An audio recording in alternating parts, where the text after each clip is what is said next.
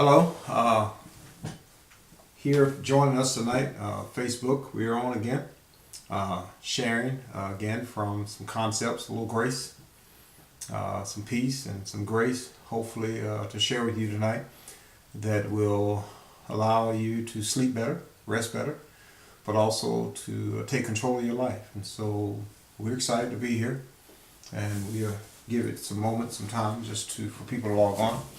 I'd like to get on just a few minutes early just to give people a chance to know that we're here. And we had a great time last night. Last couple of nights has been amazing, and we're excited about that. We're also excited about our transition tonight. We will be teaching from a new book tonight called the Daniel Plan. I know if it's on Facebook, it's oftentimes upside down because we're shooting this from the phone. But with that being said, the Daniel Plan, 40 Days to a Healthier Life. It's a book by Rick Warren, so we're excited about being able to share that with you tonight. We did take time to share some of the next books that we have coming up that we'll be sharing from, and just please understand that this post is designed to give a biblical worldview from some concepts in some of the books that we're reading. Again, I am sharing with you a journey that God has taken me on, and we're excited about this journey whereby we will, the goal is to read 52 books this year. And as we're reading the books, we're sharing them with you week by week. Just few key concepts out of each book that we hope that will encourage you and bless your life. Hopefully it will enhance your faith and increase your faith and in God, and also increase favor over your life. We believe that you'll have favor over your life as well. And so for you that are joining in, please let me know you're here. Let me know you're here, where you're from, if you could. That would be greatly appreciated to be able to share. And as we're waiting on our time, we have about 2 more minutes and we'll get started. But you know, it's Wednesday night. For some of you, you may have been in Bible study tonight. We definitely were. Had a great time in Bible study tonight, and wanted to get here and just be able to share this with you as well. I believe that God has amazing, exciting plans for your life, and He really wants to take you to a place where there'll be doors open for you, and there'll be favor that's given for you. There'll be grace will be evident on your life, and so we're believing God for His best for you. It doesn't matter how challenging things may have been this week. I just want to encourage you that it's going to get better. It's got to get better. God is going to make it better, but you're going to have to make some choices in your life and decisions as to how you're going to move forward from this day. And this post is designed to help us make better choices, help us make better decisions, and hopefully help us to improve our quality of life. So we're excited that you're here with us tonight. And like I said, this is going to be an exciting time to share with you. God has been good to us. It's been amazing to us. It's been a challenging week just like everybody else. But through it all, God has been good, and we thank God for His goodness, for His grace, and for His mercy. It is 9 o'clock now, and we're going to go ahead and get started. Tonight we're teaching from the Daniel Plan. The Daniel Plan is the name of this book. It's a book by Rick Warren. Just want to give you sort of an insight from the insert in it, and then we'll get started. But it says God designed our bodies to be healthy, providing everything we need to thrive and to live abundantly. And with assistance from the teachings in this book, we're going to put ourselves in a position where we can improve the quality of our health. Unlike thousands of other books on the market, this book is not about a new diet, a fad, a guilt-driven gym session, or shame-driven fast, nor is it a do-it-all approach. But it's really about discipline. It's about being able to exercise discipline in your life to change your life. So the concept of this book will encourage you now to deepen your relationship with God and develop a community of supportive friends with whom will encourage you to make healthy choices each day and every day. So we're excited about this. And so some of the things that he teaches, one of the concepts in the beginning of the book is that he shares the importance of being intentional. I think it's important that when we understand Daniel in the Bible was a very intentional leader, had an amazing mind, an amazing discipline in his life. We often practice the Daniel fast. But I think sometimes we don't understand the importance of understanding how Daniel presented himself. He was disciplined in every aspect. And oftentimes we utilize the Daniel's fast for selfish gains, but really this type of plan is really designed to help you be a better servant to the world. The purpose of Daniel's fasting was so that he could be the best servant possible. And when we do things, oftentimes we approach it from a selfish standpoint. But this is not about being selfish. This is about putting myself in a position where I can be a better servant. So servant leadership is the concept. And you want to be able to lead from the position in which you serve in.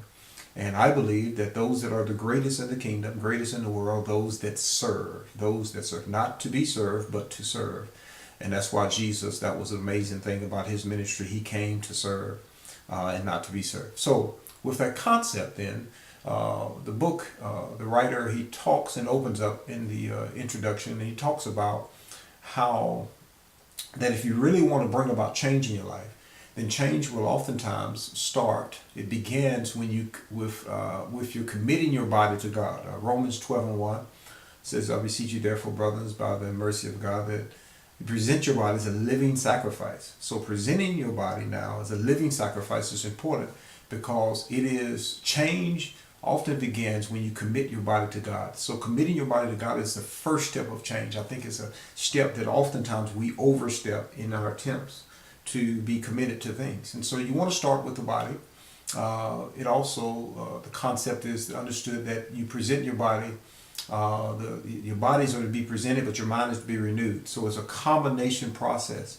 And oftentimes when we come to Christ, when we come to God, we will come trying to renew our mind, but not presenting our bodies. So God wants all of us. And so the Bible says that we are to love him with all of our heart, our mind, our soul, our strength, our body, everything. So you want to be totally committed, totally bought in to your walk with God, and you'll be amazed at the results that you'll get. So what do with your body? What you do with your body really sets the tone for where you're going and how you're going to get there. What you do with your body sets the tone for everything else. I mean, understand this. When you make a commitment to present your body to God in such a way, it sets the tone for everything else. And so let's take a look and understand the concept as to what does God say about the body. Number one, the body belongs to God. Your body belongs to God. Number two, Jesus paid for your body when he died for us on the cross. So we've been bought with a price. And number three, God's spirit lives in the body. He lives inside of us. So God lives in us. And so when we understand that God is living in us, then we want to take him and introduce him to as many people as we possibly can. I think it's important. And so, and this is the only body we're going to have. This is the only one that we're going to get. We don't get another one. There's no trade-in deal. You can exchange a few parts every now and then, but there's no trade-in deal. And so we have to make this body we have work. And this is the only vehicle which I have to carry out the assignment that God has given me. And so if I don't utilize this vehicle in the most productive and effective way, then I'm putting myself in a position now where the vehicle breaks down before I get there. Nothing like taking a trip, taking a journey, trying to get somewhere, and the vehicle breaks down before you get there. You know, your mind is already there. You already imagine the things you're going to do, the excitement you're going to have. But on your way, the vehicle breaks down before you get there. And we don't want that to be our testimony. I think oftentimes the enemy will get a lot of us through just watching us, allowing us, or attempting us to break our bodies down by not treating it properly. And then we die frustrated, we die upset because our bodies broke down even though our mind was still sharp and still functioning. So we want to make sure we take care of the body. Now, in order for you to be successful as an intentional leader, if you want to practice the intentionality that Daniel had, to be successful, everything starts with habits. Habits are really the key to your success. Your habits are the key to your success. This is an amazing thing now. So when you see the concept that the habits is the key to your success, you have to be careful, because oftentimes there are habits we have had for a long time, and because we've had them for such a long time, we are very comfortable with them. There are certain habits, we know they're not right, but we're comfortable with them because we've had them for so long. So you have to You have to understand and get past that thought process. The second thing you want to do is you want to be able to identify what are my unhealthy habits? What are the habits that I have that are unhealthy for me, my body, for my physical body?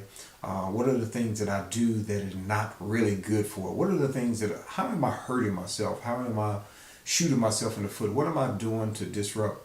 And so you want to be able to understand that concept.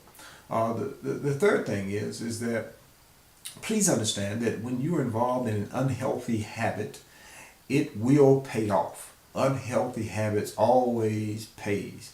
I don't mean pay in a good way. It pays in a negative way, in a bad way. So it will pay off. And the last thought is that you have an enemy that really wants to discourage you. The enemy really wants to discourage you and to keep you from doing those things that you need to do that you can control. And I think this is important because oftentimes we invest our energy and times in things that we can't control. But you remember the book we shared yesterday and the past couple of days was, there are certain things that are going to change in you. Your body is going to change, and you got to be able to survive the change you didn't ask for. Nobody asks for their bodies to change, metabolism to slow down, for you to start holding more pounds than what you would normally hold, for you not to have the energy that you normally had when you were younger. That is a part of life. And so what I have to do now, I have to be able to manage what I can manage. I can manage what I put in my mouth. I can manage how I exercise and how I may work out. I can manage those things. And when I do those things, it gives me a better quality of life. So this is the key. If I'm going to change myself, I want to make sure this change is lasting. It's lasting. The thing I love about Daniel, and we'll get into this later on as to his plan and how he fasted. This guy was not a one-time wonder, man. He was consistent in what he did over the long haul. So if we're going to make changes, we're going to make changes that last. So I want to give you a couple concepts, about 5 things here that deals with elements that deals with lasting change. Number 1, lasting change now requires building your life on truth. Building your life on truth. You have to build your life on truth. Lasting change requires you to build your life on truth. Nothing worse than building your life on something that is not real, something that is not fake. So we want to make sure our life is built on truth. Number 2, you have to learn how to exercise and make wise choices. Choices, the ability to choose right or wrong, the ability to choose life or death. The Bible says, I set before you this day life and death, blessing and cursing. Choose life that thou and thy seed may live. So it's important now that we make wise choices and we are not, in America, we are not making wise choices when it comes to our physical bodies, our health, and we don't talk about that enough. And we wonder why the body of Christ, the spiritual body of Christ, is sick. The physical body is sick. Everything is. We have to be able to make better choices with our life, our decisions that we do on a day-to-day basis. Number 3, you have to, if you're gonna have make a change and you're gonna make it last. Now, number 3, you want to determine new ways of thinking. You can't continue to think the same way and get different results. You have to renew your mind. And it cannot be conformed to the world. We as the church are never supposed to look like the world. We are different. We are called out. We are unique. And we have to be able to exercise and think like that. A lot of times we've been oppressed so long that it has embedded itself in us so deep that sometimes it's difficult to think of new ways of thinking. So you have to determine what are some different ways I can think than what I've thought before. Because at the end of the day, as a man thinketh, so is he. Our life is a byproduct of our thought life. Can somebody say amen? Give me a heart, thumbs up or something there. So the reality is that God's Spirit, if I'm going to have lasting change, the 4th thing I want to have is God's Spirit in my life. I need God's Spirit in my life. I need God's Spirit in my life. He needs to be living and active in me. It does no good for us to know God and He not know us. It's important now that He knows us. That means He's living inside of us. And then number 5, you have to have an honest community around you. I often tell people that a person's belief system will shape every choice, decision that they make in life. And your belief system is shaped by four factors. It's shaped by number one, your environment. It's shaped by number two, credible people. It's shaped by number three, life experiences. And then it's shaped by number four, repetitious information. What you hear over and over and over shapes your life, shapes your decisions, shapes your choices, and eventually shapes you into who we are today. And so if I'm going to change my life now, I must learn how to manage the environment, manage the credible people in my life, manage the repetitious information that I hear over and over, and manage my life experiences. Because I have the ability, and when I make this change I'm making now, I don't want it to go back. I want to continue to make improvements over and over and over. So I'm going to share with you 5 things, and we're going to go. Here are the 5 things we'll be discussing within this book. We're going to talk about the essentials that you need to make the change. Number 1, you need faith. Number 2, you need faith. You got to learn how to manage your faith. Number 2, you got food. You got to learn how to manage your food. Stop letting food manage you. You are the one that's in charge. You are the one that's in control. God gave you dominion over food, not food dominion over you. If food tells you when to eat, when to get up, when to wake up, where to spend your money, if food is controlling you to that point, you are living your life from the outside in. God doesn't want you living from the outside in. He wants you living from the inside out. So you must learn how to manage your faith. You got to learn how to manage your food. You got to manage your fitness. You have to learn how to manage your fitness, meaning that you are going to actually work out to be in shape and not put yourself in a position where when things get hectic and you start breathing hard and you're struggling breathing. No. You were designed to manage that as well. So manage your fitness. Get you some exercise in daily. Walk, exercise, push-ups, sit-ups, whatever you got to do, get it in. And you need to get that in for at least 30, 45 minutes a day. Number 4 is you want to manage your focus. What are you focused on? Wherever the eyes set themselves, that's where the body goes. And so you have to make sure that you manage the focus. We're going to talk in depth about all of these: faith, food, fitness, focus. And then the last one, your friends. We want to talk about that as well. You got to manage your friends. Who are the credible people in my life? Who are the people that are in my ear? Because whoever is in your ear eventually controls you. That brings us to the end of our lesson for tonight. I hope that this has been a blessing to you. I hope that you sleep in grace and sleep in peace, and that your part tomorrow is filled with plenty of faith and plenty of favor. God bless you. We love you, and have a good night.